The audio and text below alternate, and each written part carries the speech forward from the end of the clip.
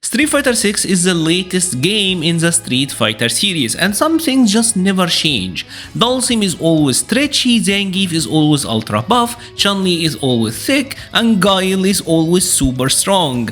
But believe it or not, if you only been playing Street Fighter as soon as Street Fighter 5 and Street Fighter 6, you probably don't remember a time where Guile wasn't either top tier or at least high tier. Seems like some characters like Guile, Cammy, Rashid, they're always like in the upper echelon. But there were actually times where Guile was just okay, where he was not stellar, right?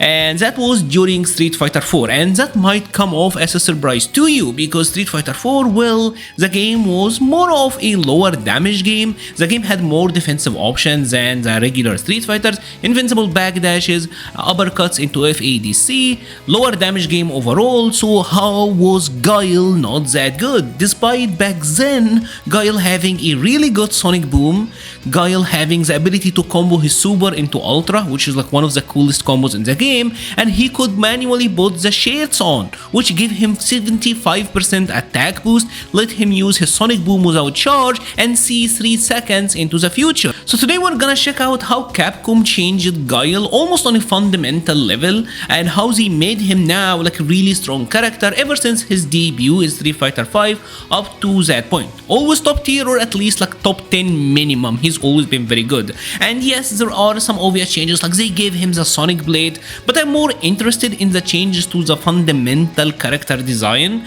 and how some of his toolkit worked to make him so much stronger. Who will emerge a champion? Fight! The main design of Guile actually haven't changed that much. Guile was always a character with a stupidly strong sonic boom. It was amazing back then, even better than it is now, and he always had amazing normals. The one you would expect: crouching medium kick, sobats, and forward heavy punch. And oh my god, that forward heavy punch was 8 frames. It was incredibly fast. But Street Fighter 4 had a central mechanic called the focus attack.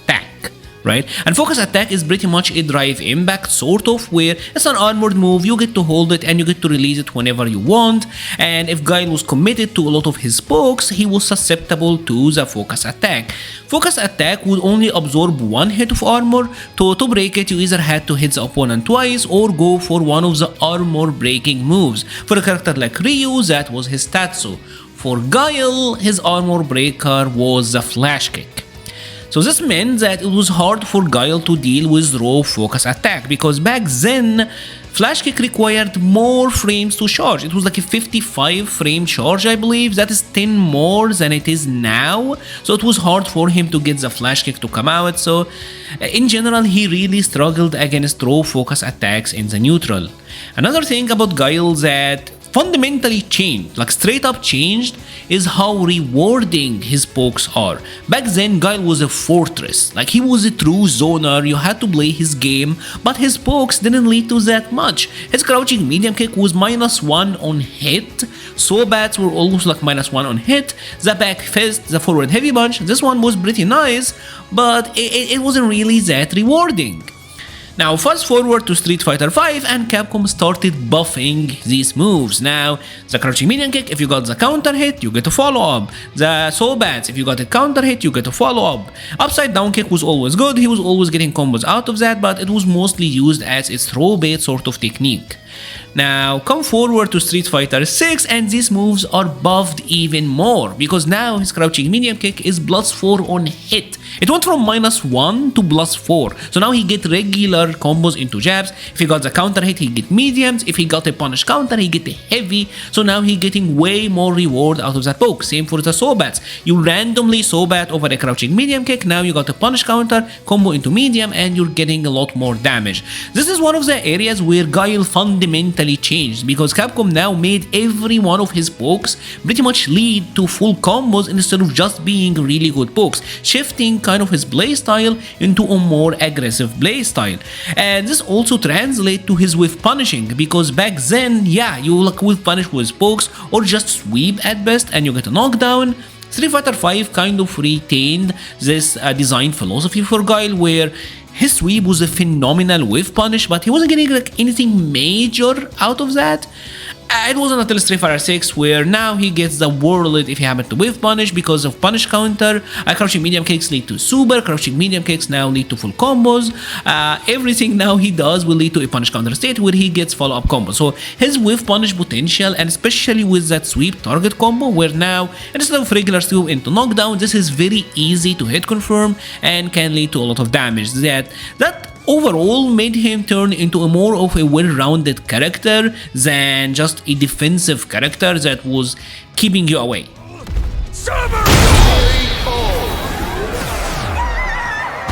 Hi there and welcome to my world, welcome to my mansion where me and my friends the EX-Men gather. We're still looking for Wolverine, we haven't found him yet, and apparently in my universe Psylocke and Rogue are identical twins as well.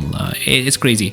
If you've been liking the video but you haven't subscribed yet, and please consider subscribing, it will help the channel a lot, and maybe we would find Wolverine one day. I think that will be pretty cool. Excuse the silliness and enjoy the rest of your video. But it wasn't only his individual changes that made Guile a lot stronger, the general game changes as well helped him so much.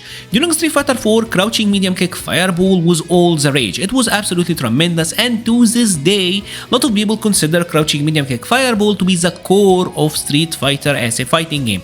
Anyways, crouching medium kick fireball during Street Fighter 4 had a ton of pushback, and that was great. It's kind of like a bison scissor in Street Fighter 6 where it could set up a situation where you can try to tag Ryu but then he whiff punishes you. You know how it is, but it had a lot of pushback. Projectiles had a lot of pushback, and this worked for Guile as well. If you did like a close heavy punch into Sonic Boom, just take a look at how much this pushes Guile backwards. And remember, he didn't really have like long range cancelable normals. This meant that for him it wasn't really that possible to get like extended boom loop combos, not without using FADC meter anyway, and yeah, he was just getting like a tag from this distance. It wasn't really like super oppressive pressure.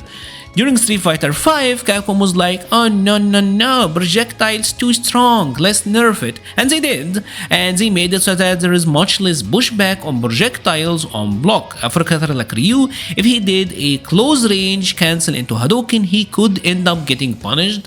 But for Guile, this is an amazing benefit because his Sonic Booms are so much better on block. They were even positive on block at one point during Street Fighter 5.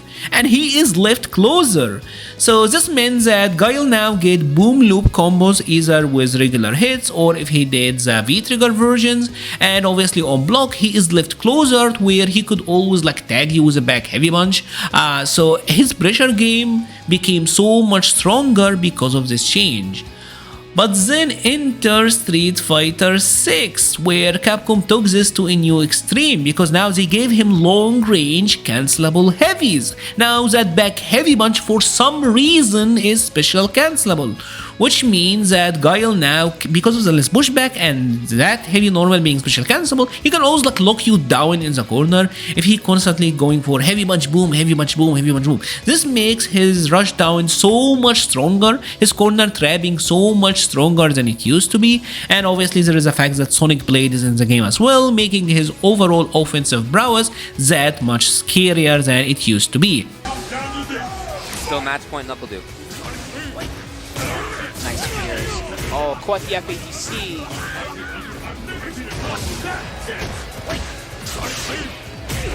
Wow, okay. That was clean, but I do like what Fudo's trying to do here. He's trying to really bully Knuckle Duke. Oh, nice. He got the corner again. That was so good. Yeah. So I think Fudo has figured out a little bit something about Knuckle Duke here. That should be it. Oh, okay. Maybe not. Delay wake up. He escaped the situation. Oh my goodness. Oh, no! So with all of that being said, I think you can now imagine how Capcom kept evolving Guile, how he went from a character that was really defensive, had amazing defense that you couldn't break, Sonic Booms were amazing normals, but the character was defensive that chipped your health away like little by little with individual hits until he got the victory, to a character now that can absolutely turn defense into offense in a second. Now if he didn't perfect parry the boom, GG's, now you have to deal with his drive rush. Now his normals are still still absolutely tremendous within the context of the game, but they're even more rewarding now. The pokes now turn into combos, and once he knocks you down, he got better rush downs than many other characters. It was even funny, like even during Street Fighter 5, I feel like his upside down kick was... It was like so good. Like it was like a throw bait option that was completely safe, rewarding on hit, and even if you happen to block it, he still can just, I'm gonna flash kick anyways. It was really annoying. It was really tremendously surprising for a character like him to have such an option.